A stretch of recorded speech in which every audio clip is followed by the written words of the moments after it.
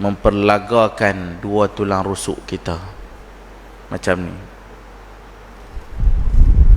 Sakitnya tidak sakitnya itu, kalau dicubit kita sudah tidak tahan, apatah lagi tulang rusuk bercantum dengan tulang rusuk yang lain, kanan dan kiri bercantum, bersatu. Begitulah kehidupan kita selepas pada mati ini, dan kita nak supaya kehidupan kita baik, berkat, ada rahmat Allah, dan mati kita juga adalah husnul khatimah, dalam keadaan tiada sifat munafik di dalam hati kita. Selagi mana dalam hidup kita ini ada sifat munafik, suka tipu orang, suka pecah amanah, suka janji tak mungkin, janji selalu mungkiri, nak berdebat dia nak menang, salah pun dia nak menang, menang betul pun dia nak menang juga. Orang macam ni, maka sifat-sifat yang dipanggil sifat ciri-ciri munafik itu masih ada pada diri dia. Dalam satu hari kalau dia tak kecek muhung, maka dia tak boleh duduk, dia akan jumpa dengan sahabat dia untuk bercakap sesuatu yang tidak benar. Orang Kelantan sebut kecek buah. Dengar di telinga boleh, masuk dalam hati jangan. Maka dengan sebab itulah hidup kita ini kena sentiasa hisab, muhasabah, muraqabah, munakasyah dengan diri kita sendiri, berbincang dengan diri kita. Muhasabah, perhatikan apa yang aku buat dalam satu hari ini. Muraqabah, senantiasa memikirkan tentang kehidupan alam akhirat, senantiasa memikirkan kejadian Allah Ta'ala, penciptaan alam ini. Dengan asbab fikir dia itu, maka dia dapat membuka segala pintu mata hati dan kebijaksanaan hati, akalnya, memahami kehendak Allah itu seperti apa, kehendak Rasulullah sallallahu alaihi wasallam itu seperti apa. Dengan sebab akalnya dan hatinya yang dibukakan, dihijabkan, yang dibukakan daripada hijab, hatinya itu menjadi terang, benderang, sehingga bisa melihat sesuatu di sebalik dinding, sesuatu di sebalik hijab yang ada pada pandangan mata kasar. Harus dilatih dengan ilmu muraqabah ini, kerana akal juga punya kebijaksanaan dan akal juga punya ketembusan kasyaf dia. Hati juga punya firasah yang tinggi, dan hati juga punya mata yang terang, sehingga bisa melihat sesuatu di sebalik hijab. Maka jika kita jaga kedua-dua ini, emosi dan mental kita, akal dan hati kita yang salim, baik-baik, maka insya-Allah kita tidak akan melakukan kejahatan. Walaupun datangnya bisikan-bisikan jahat itu, tetapi kita dapat mencernanya, dapat menghapuskan, menyahkannya dengan takwa dan iman yang ada pada diri kita. Muslimin sedang jemaah yang dirahmati oleh Allah Subhanahu wa taala. Kata Syekh Abdul Qadir Jilani di dalam kitab Ghunyah, telah merajihkan oleh jamaah daripada ulama. Merajihkan ni mana mentelitikan, mentelitikan oleh jemaah para ulama yang ada pada zaman dia dan ada pada zaman-zaman selepas daripada Syekh Abdul Qadir Jilani, Sultan Aulia, akan kelebihan malam Jumaat pada malam Lailatul Qadar itu, kerana ia berulang-ulang. Maksudnya, jika dibandingkan malam Jumaat dengan malam Lailatul Qadar, dari sudut kelebihannya menang malam Jumaat daripada malam Lailatul Qadar, kerana Syekh Abdul Qadir Jilani kata malam Lailatul Qadar itu hanya setahun sekali sahaja. Adapun malam Jumaat itu setiap minggu.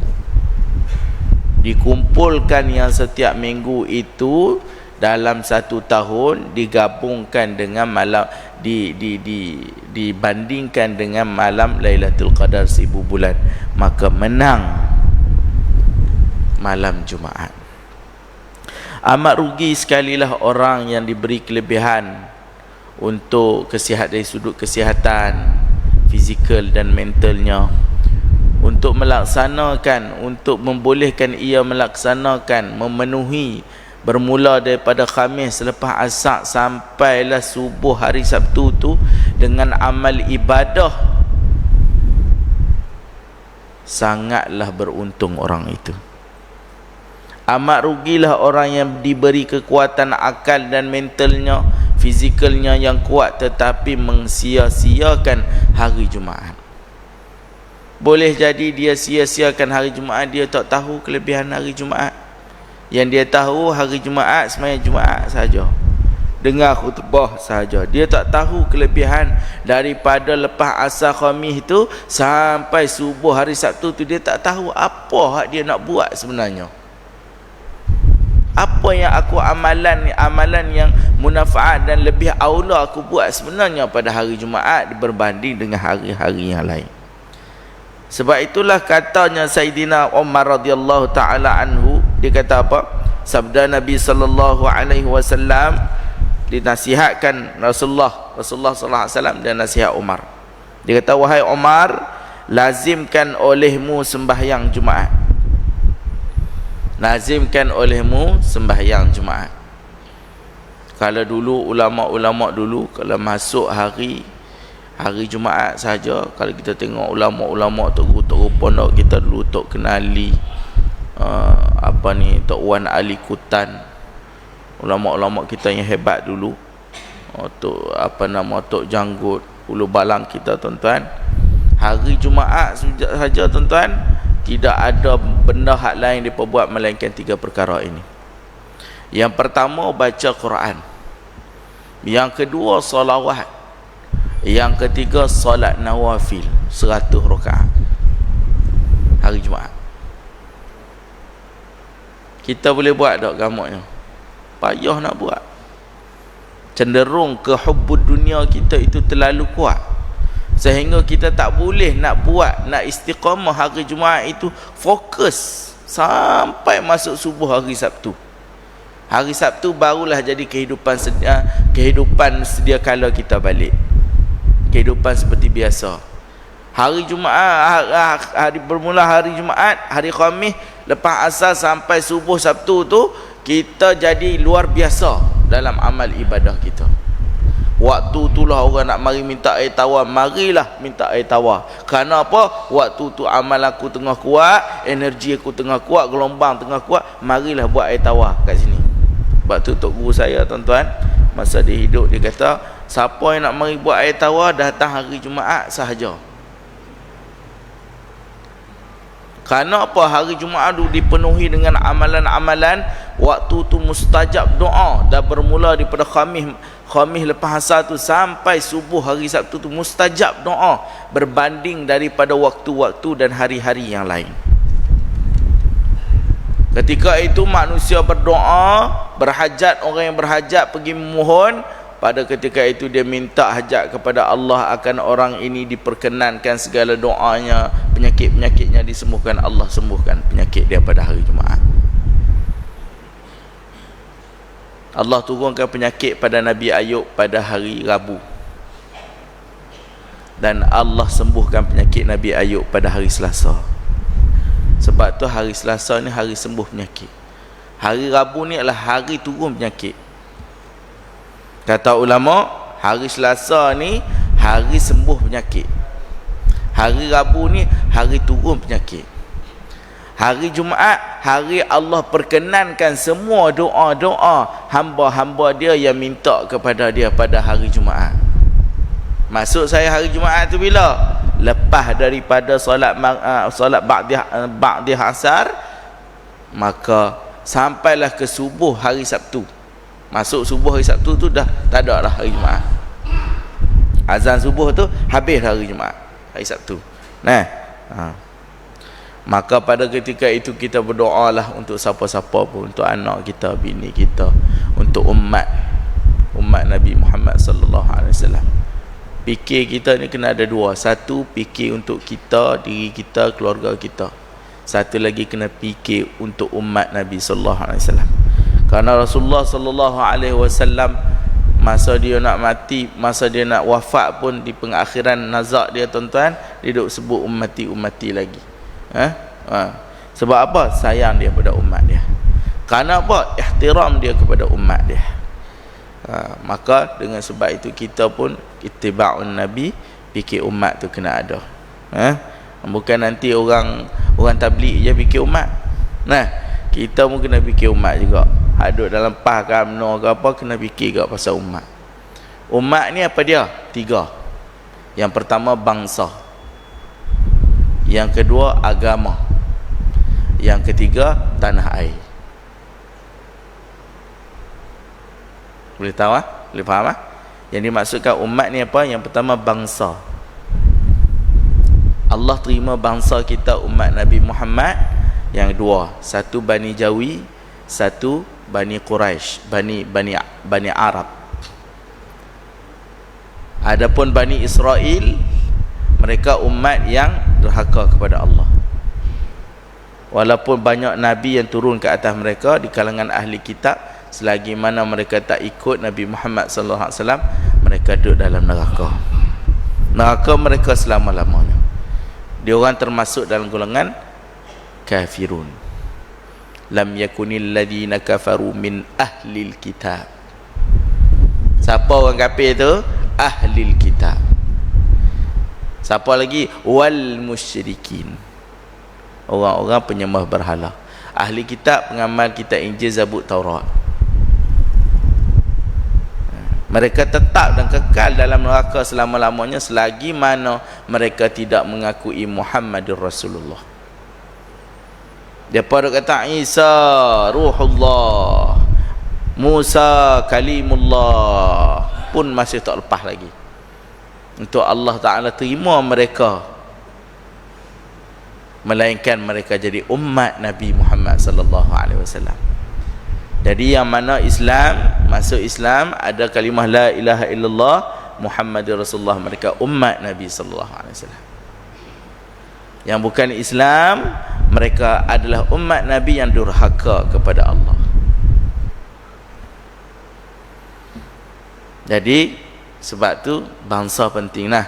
Bangsa kita bangsa apa? Bangsa Jawi. Dulu orang panggil bangsa Jawi, sekarang ni dah panggil bangsa Melayu. Dulu bangsa tu dia panggil Bani Al-Jawu, mari daripada salah silah isteri Nabi Ibrahim yang ketiga, Qanturah, ataupun disebut Katurah, isteri Nabi Ibrahim. Sesuai cantik tuan-tuan kalau bubuh nama anak perempuan kita Siti Qanturah. Sedap nama tu, ataupun Siti Katurah. Itu nama isteri Nabi Ibrahim yang ketiga.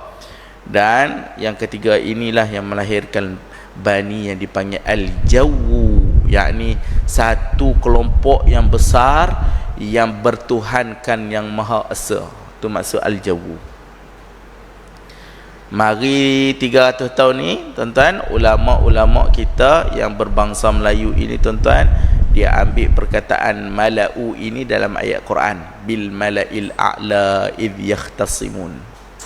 Asal daripada perkataan mala'i itu, bil mala'i itu sebab ada harfun jar yang berbaris.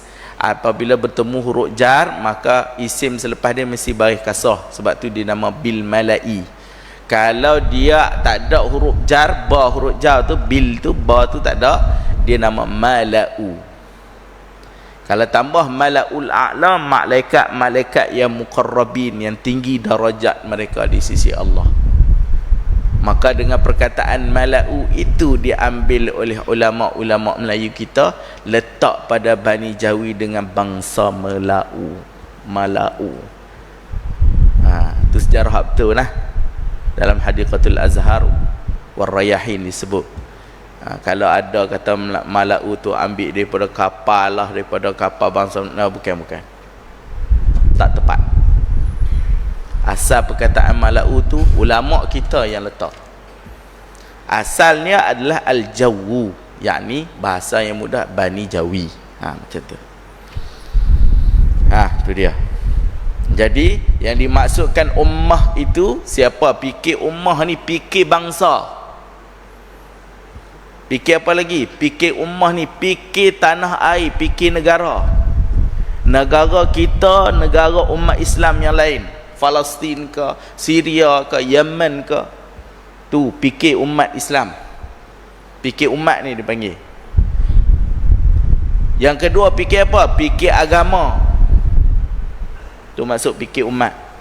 Kuntum khaira ummatin, kamu adalah sebaik-baik umat. Ukhrijat linnas, dikeluarkan untuk manusia. Ada ulama tafsir linnas di sini bukan manusia saja, tapi juga jin. Nabi Musa untuk puak-puak dia saja, golongan dia. Nabi Isa sama juga untuk golongan dia sahaja, untuk manusia saja. Nabi ini pun untuk golongan, tapi Nabi Muhammad pemegang dua alam. Sayyidul Thaqalain, Sayyidul Alamin, alam manusia dan alam jin. So kita, Nabi mewariskan, Nabi meninggalkan dua alam ini kepada kita untuk jadikan kita khaira ummatin, untuk jadikan khalifah dua alam. Boleh ke kita nak jadi khalifah kepada dua alam? Boleh, tak ada masalah. Sebab tu kalau ada orang kena rasuk jin, jangan terus pancung, jangan terus pergi sembelih dia ke apa, ikutlah cara macam mana pun. Jangan terus bunuh bakar dia. Dakwah dia dulu. Dakwah jin tu masuk Islam dulu. Kafir ke Islam, Melayu ke, Cina ke, India ke, Kadazan ke apa, ikutlah. Dakwah dia dulu masuk Islam. Dia tak mau terima Islam, barulah kita hukum kepada dia, bakar dia ke, pancung dia ke, sembelih dia ke, ikut dia lah. Tengoklah kaedah masing-masing nak buat lagu mana.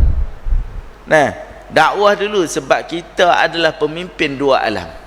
Kita menggantikan Nabi SAW. Sebab tu dalam Al-Quran sebut kuntum khaira ummah, kamu adalah sebaik-baik umat. Siapa? Sampai Nabi kita hak terdahulu, tuan-tuan, minta nak jadi umat Nabi Muhammad, sanggup tinggal title Nabi mereka. Kerana melihat kelebihan yang ada pada umat Nabi Muhammad sallallahu alaihi wasallam, dan umat Nabi dulu masuk syurga, dan umat-umat yang terdahulu mendahului, menyusuli di belakang.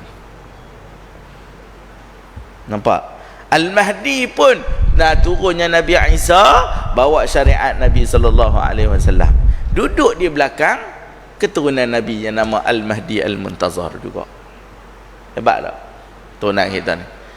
Ukhrijat linnas, dikeluarkan untuk manusia dan jin. Apa dia? Untuk buat apa ni dikeluarkan ni? Ta'muruna bil ma'ruf, kamu suruh orang buat baik. Wa tanhauna 'anil munkar, dan cegah benda-benda hak mungkar ini dengan tangan kita, dengan pena kita, dengan penulisan kita, dengan pemikiran kita, dengan rasa tidak suka kepada kemungkaran di dalam hati kita itu, benci kepada kemungkaran.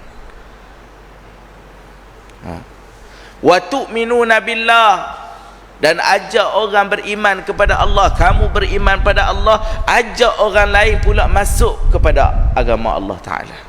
Tu tiga benda ni hak Nabi tinggal pada kita. Nabi suruh kita sampaikan sampai ke penghujung alam, penghujung dunia, penghujung alam ini akan agama Allah Subhanahu wa taala. Jajah negara-negara mana yang kafir, suruh mereka, ketua mereka masuk Islam macam Nabi buat dulu. Hantar surat dekat Kisra, suruh masuk Islam. Dakwah dulu, hantar surat dekat Raja Rom, masuk Islam. Raja Utopia, masuk Islam. Tak menentang, terima. Alhamdulillah. Tak terima, kami tak perang lagi, melainkan hampa buat tak senonoh dengan kami. Raja Kisra koyak. Isytihar perang, baru kita perang. Faham tak? Tu.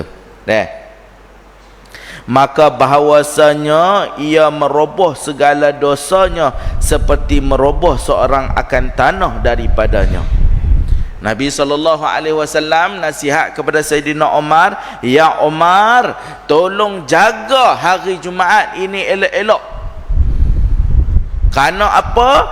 Orang hak jaga elok-elok hari Jumaat ni, terutamanya solat Jumaat, 2 khutbah bermula daripada Jumaat, habis sembahyang Jumaat ni, dosa-dosanya akan diampunkan oleh Allah Ta'ala seperti mana tanah, seperti merobohkan seorang akan tanah daripada rumahnya. Ubah. Tengoklah dengan simennya, dengan kayunya, dengan apa semua dirobohkan, macam itulah runtuhnya dosa kita.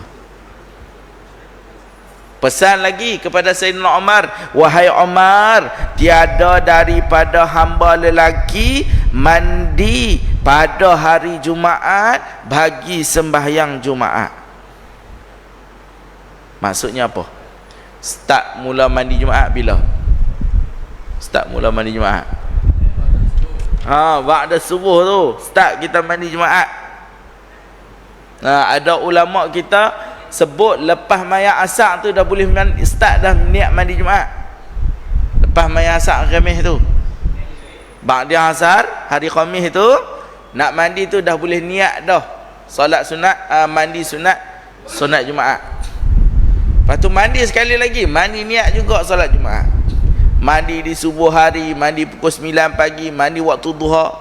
Hari Jumaat pun niat mandi kerana ingin menunaikan solat Jumaat. Maka pahala itu berpanjangan, tak berhenti-berhenti pahala itu masuk ke dalam saham akhirat dia.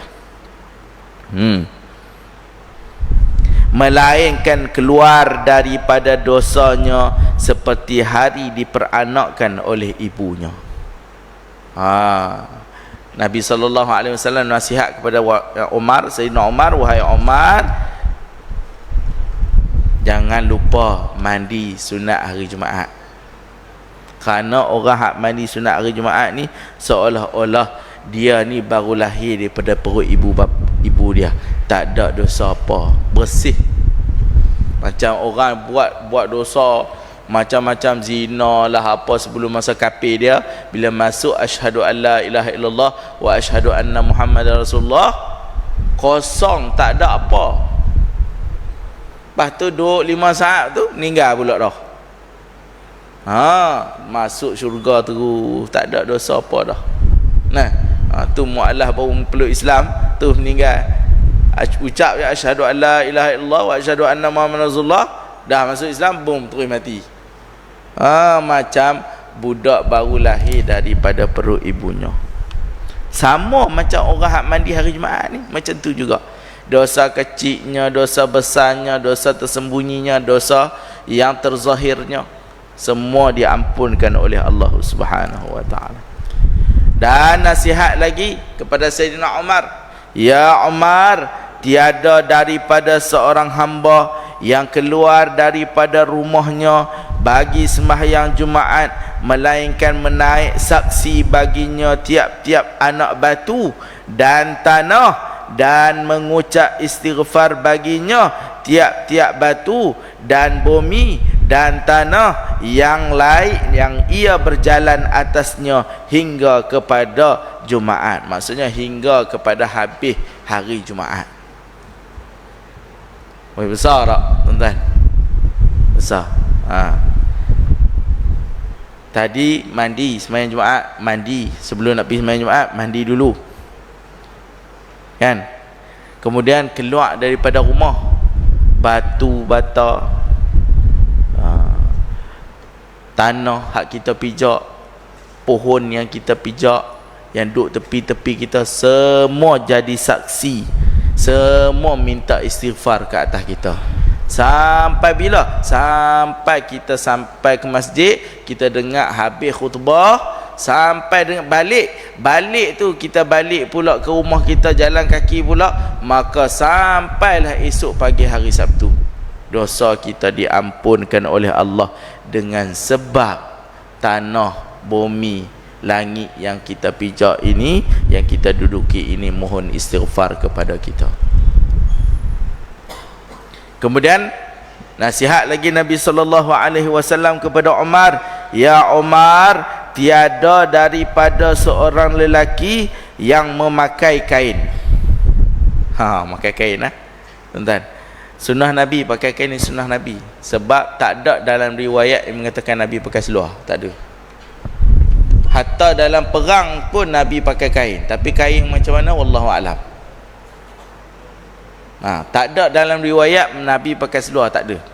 Seluar cengkerang dia panggil. Sehingga ulama kata ada satu hadis yang orang hadiah seluar kepada Nabi, tapi Nabi hadiahkan kepada orang lain balik. Nabi tak pakai, Nabi pakai kain. Sehingga ulama kata nak kerana ittiba'un Nabi, mungkin sebab kerja, mungkin sebab yang apa yang kita nak buat tu perlukan pakai seluar daripada pakai kain dan sebagainya, maka kita kena tutup seluar tadi tu dengan kain juga. Ni bukan bab sembahyang Jumaat saja, bab sembahyang fardu 5 waktu pun kita disunnahkan, sunnah akbar kita pakai kain daripada pakai seluar. Dan pastikan kain hak kita pakai itu atas daripada buku lali, jangan bawah daripada buku lali. Kerana apa? Nabi tegur banyak sahabat. Sahabat ni orang yang paling ikhlas kepada Allah Ta'ala, paling ikhlas, buat dia amalan hak dia buat semua kerana Allah. Tetapi di saat Nabi melihat sahabat-sahabat pakai kain bawah pada buku lali, Nabi kata ni adalah ciri-ciri ahli neraka. Nabi kata orang hak pakai kain ni bawah pada buku lali ni orang ahli neraka, masuk neraka. Nabi kata dalam Riyadhus Salihin ada satu bab yang tengah had labuh pakaian, pakai jubah ke, pakai seluar ke, pakai kain ke, mesti atas pada buku lali ataupun separuh betih. Hak yang paling panjang adalah sampai dekat buku lali je, bawah tak boleh. Nabi tegur sahabat. Ustaz, ada dalam satu hadis disebutkan pakai pakaian labuh kerana bermegah-megah sahaja tak boleh, tapi kalau bawah pakai bukan kerana bermegah tak apa. Saya nak tanya satu soalan kepada orang hak cakap macam ni. Kalau pergi dekat pasar raya ataupun dekat mana-mana, anda pakai seluar ataupun kain yang atas dia atas pada buku lali, agak-agak tu rasa macam mana? Ustaz, rasa malu lah Ustaz, atas pada buku lali tambah pakai dekat betih pula, rasa malu dengan bulu panjang, apa bulu kaki panjang, rasa malu lah Ustaz. Kalau itu jawapan anda, maka itulah yang dinamakan bermegah-megah.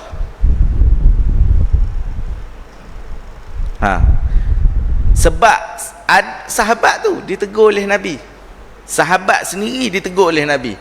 Sahabat bermegah-megah kat pakai pakaian, tapi ditegur oleh Nabi. Yang pakai pakaian bermegah-megah ini hanya Saidina Abu Bakar saja yang Nabi cakap macam tu. Dekat sahabat-sahabat yang lain semua ditegur oleh Nabi. Dan Nabi suruh tegur pula siapa yang pakai pakaian yang labuh dia bawah pada buku lali. So pelajar tahfiz ke, kita sendiri ke, kalau ustaz-ustaz tengok, pelajar tahfiz tengok atas bawah pada buku lali, kena tegur. Sebab Ada ulama kata hukum dia al-haram, memakai kerana sabit dengan masuk neraka. Hukum haram kerana sabit dengan masuk neraka. So nak buat macam mana? Pakailah atas pada buku lali, jangan tutup buku lali. Bagi perempuan macam mana pula? Perempuan pun ada yang datang jumpa Nabi SAW, tanya berkaitan dengan had labuh pakaian. Nabi pun bagi tahu macam tu juga, tak boleh labuh sampai tutup kaki, setakat buku lali saja, jangan menutupi buku lali. Habis pakaian ni nanti seorang sahabat ada tanya, kalau kami nak menutup aurat, kerana menutup aurat macam mana wahai Rasulullah? Ya, menutup dengan benda yang lain, bukan dengan pakaian. Contoh pakai stokin ke, khuf ke dan sebagainya. Tapi bukan menutup dengan pakaian yang kita pakai pada contoh jubah ataupun seluar kita. Tu perempuan pun macam tu juga. Lelaki lagilah tuan-tuan. Malu sangat ke nak pakai baju seluar pijama atas sama dengan betik, separuh betik? Orang-orang silat tuan-tuan, ahli-ahli silat, paduka silat ke apa kan, pakai semua seluar atas pada betis okey je. Hulu balang kita semua pakai seluar sama dengan separuh betis, tak ada masalah pun. Kenapa nak pakai labuh pada buku lali? Itu disebut oleh ulama, dibahaskan oleh ulama nah. Memakai kain adalah sunnah nah, sunnah memakai kain. Yang pakai butang, yang baju dia ada butang, dia kena lepas butang dia. Butang dia tu dia kena lepas bagi duduk keadaan baju dia sebab macam ni.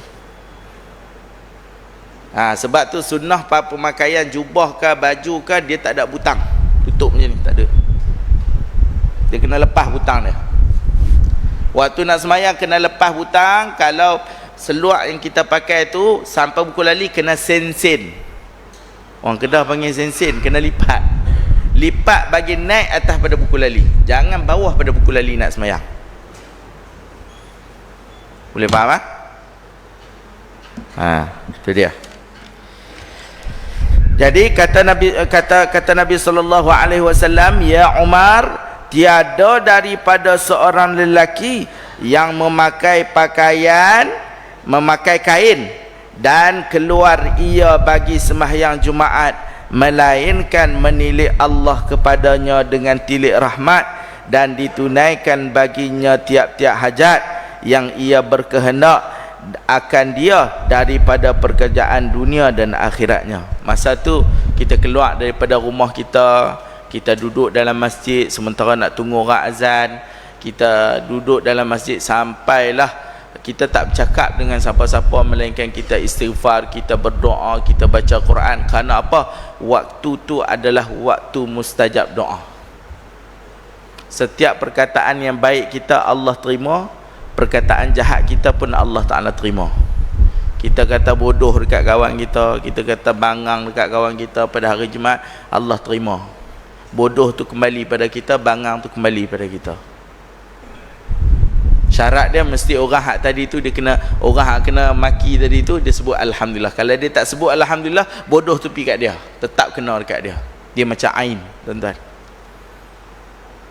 Tapi bila seorang tu dia ajak alhamdulillah, hang kata kat aku, hang maki kat aku, alhamdulillah, apa hak dia kata, apa hak dia maki, apa hak dia cerita, apa hak dia keji tu kembali kepada orang hak mengata tadi.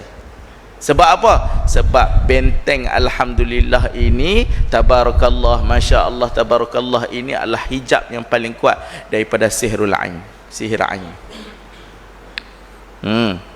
Dalam bentuk pujian pun, orang puji kita banyak-banyak sangat kan, pun boleh kena penyakit juga.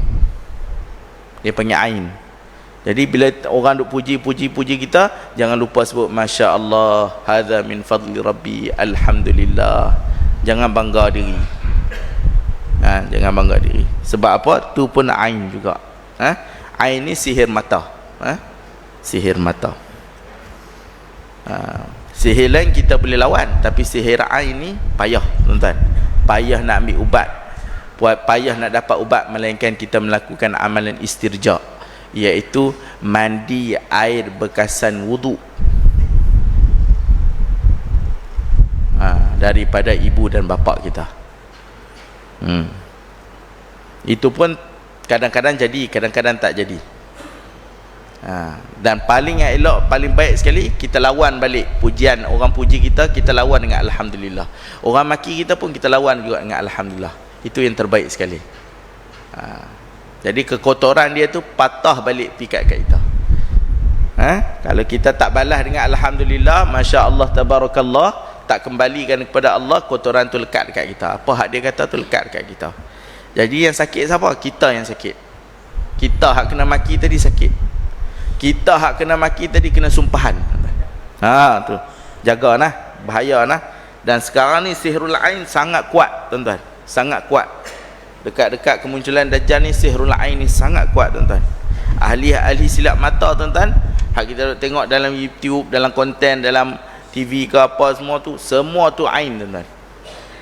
Kalau tuan-tuan tak jaga, memang tuan-tuan akan kena ain mereka. Hati-hati ya. Last tuan-tuan, ya Umar, bahawasanya nasihat Nabi kepada Umar, bahawasanya Allah Ta'ala menurunkan malaikatnya pada hari Jumaat kepada Baitul Izzah, yakni langit dunia, maka berjalan mereka itu pada demikian negeri dunia sehingga azannya muazzin. Pada hari Jumaat Allah Ta'ala turunkan semua malaikat-malaikat jalan di atas muka bumi sampai masuk azan waktu hari Jumaat. Maka apabila bang muazzin bersegera, mereka itu masuk ke dalam masjid. Tengok masjid kita besar mana, malaikat masuk besar mana tuan-tuan. Agak-agak celuih tak? Wallahu alam. Allah Maha tahu. Ni Allah Ta'ala nak bagi tahu kepada kita gambaran bahawasanya pentingnya hari Jumaat, sehingga malaikat-malaikat pun turun daripada langit masuk ke langit dunia, pergi dekat rumah-rumah Allah yang mana azan diazankan Jumaat ada, untuk duduk bersama-sama dengan manusia dengar khutbah Jumaat. Kemudian last sekali tuan-tuan, maka masuk mereka itu dari beberapa pintu masjid dan menanti mereka itu akan orang masuk padanya dahulu daripada bang. Jadi siapa hak datang sebelum azan tu dapat salam dengan malaikat. Siapa yang datang selepas daripada azan, dia tak dapat salam dengan malaikat. Malaikat tunggu dekat pintu-pintu. Setiap pintu-pintu masuk masjid ni, malaikat tunggu dan malaikat salam dengan mereka. Tu dia, hebat tak tuan-tuan? Maka apabila melihat mereka itu akan orang rukuk atau orang sujud, mereka berkata, Allahumma afu anhu wa taqabbal minhu, wahai Tuhanku, maafkanlah olehmu daripadanya dan terima olehmu daripadanya. Malaikat bila kita masuk, kita semayang solat tahiyatul masjid, malaikat tengok. Syarat dia mesti sebelum azan lah tuan-tuan. Masuk tengok, malaikat tengok orang rukuk, tengok orang sujud tuan-tuan, malaikat pun baca doa, Allahumma afu anhu wa taqabbal minhu, ya Allah, tolong maafkan dia, tolong terima segala hajat-hajat dia. Maka hebatnya orang yang Allah Ta'ala muliakan mereka, insya-Allah. Maka dengan itu esok minggu depan ke minggu akan datang, selebihnya tuan-tuan lagi ada masa dan umur tuan-tuan, maka datanglah awal sikit sebelum orang azan. Jangan datang orang azan dah imam dah tahiyat akhir baru nak datang sembahyang Jumaat. Boleh juga sembahyang 2 rakaat, tak ada masalah, tapi tuan-tuan tak dapat pahala Jumaat yang penuh, tak dapat berjabat salam dengan para malaikat-malaikat Allah yang turun ke langit dunia untuk berbondong-bondong mendengar 2 khutbah Jumaat. Dan saya rasa sekadar tu dulu, insya-Allah akan datang kita akan sambung 5 minit lagi. Boleh sambunglah kalau macam tu. Dan berhenti mereka itu pada pintu masjid dan membilang mereka itu akan orang yang masuk dan berjabat tangan mereka itu akan dia. Macam saya bagi tahu tadi tuan-tuan, malaikat jabat tangan, tunggu jadi istiqbal, tunggu sambut tetamu. Orang hak masuk dalam rumah Allah sebelum azan diazankan ni jadi tetamu. Sebab tu hak masuk dalam ni jangan duduk bersembang.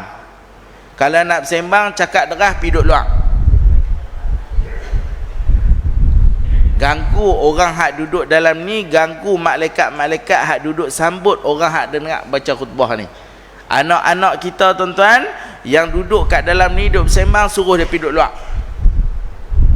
Sebab apa? Sagi masa mula khutbah lagi tak boleh nak tegur apa dah. Tak boleh nak bercakap apa, nak buat isyarat macam ni tak boleh, nak buat geleng pun tak boleh, nak marah tak boleh, nak cubit tak boleh, nak main handphone tak boleh, semua tak boleh. Masa tu kalau dia main, dia ganggu kita sebelah, ganggulah sampai mati, tuan-tuan. Maka sebelum azan diazankan, sebelum imam naik assalamualaikum warahmatullahi wabarakatuh atas mimbar, suruh dia duduk lah siap-siap. Tak kira lah hak muda ke, hak tua ke, hak kecil ke, hak besar ke, suruh dia duduk luar, semang dekat luar. Sebab apa? Hak dalam ni hak betul-betul nak tumpu dengan khutbah Jumaat bersama dengan para malaikat. Tu dia. Maka apabila berdiri khatib atas mimbar, duduk mereka itu. Siapa mereka? Itu adalah para malaikat. Antara beberapa saf, maka menilik mereka itu kepada muka segala makhluk dan mengucap istighfar mereka itu bagi sekaliannya. Apabila naiknya imam atas mimbar, tuan-tuan, malaikat tengok seorang-seorang muka hak duduk dalam masjid tu. Hak dia pejabat salam tadi, dia tengok, astaghfirullah, astaghfirullah. Malaikat ucapkan pula rahmat dan keselamatan istighfar buat orang hak dia tengok muka tadi. Hebat tak duduk dalam masjid ni? Tu kena berebut, tuan, masuk dalam masjid. Hak duduk luar tu tak dapat, hak duduk dalam ni dapat. Hak mana tempat boleh niat iktikaf, maksudnya tu hak boleh niat iktikaf, tu masuk pintu. Luar boleh niat iktikaf tak? Kalau dekat luar boleh niat iktikaf tak? Tu Haji, boleh niat iktikaf tak kat luar? Tolong Tok Imam. Melainkan dekat tepi tu buat pintu semua dua, tutup balik semua ni, hak dalam ni baru boleh naik iktikaf. Kalau tidak, hak dalam ni saja. Luar ni dikira kaki 5, tak boleh naik. Dalam ni mesti, dalam ni sahaja boleh naik iktikaf. So berebut-rebut. Tapi dah masuk beramai-ramai tu, jangan bawa anak kecil pula, dia menyembang sekali dia teriak dan masalah pula nanti. Jadi fokus betul-betul masuk, berebut, penuhkan sah depan ni, kosongkan, jangan biar ada kosong-kosong dekat tepi kita ni, tuan-tuan, penuhkan. Jadi kalau dia tak dapat masuk minggu ni, minggu depan dia kena berebut masuk sah pertama, 2, 3 dalam masjid. Sebab apa? Nak duduk bersama malaikat, nak berjabat tangan, nak malaikat kelih muka kita ni dan mohon ampun kepada Allah Ta'ala.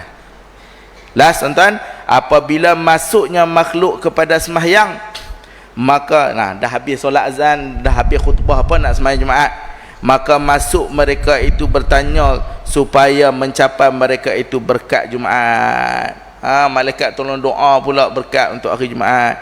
Maka apabila memberi salam imam dan berdoa ia, maka mengucap amin mereka itu, yakni malaikat, di dalam jumlah penghimpunan yang banyak, maka diampun bagi mereka itu dengan berkat malaikat tadi. Jadi kelebihan banyaklah orang duduk dalam masjid, tempat yang boleh niat iktikaf, daripada duduk di luar.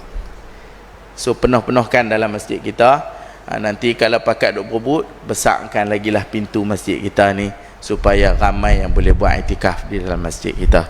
Dan saya rasa qadatul insya-Allah, apa yang baik itu daripada Allah Subhanahu Wa Taala, yang tidak baik itu di atas kelemahan saya sendiri. Saya minta ampun pada Allah, minta maaf tuan-tuan.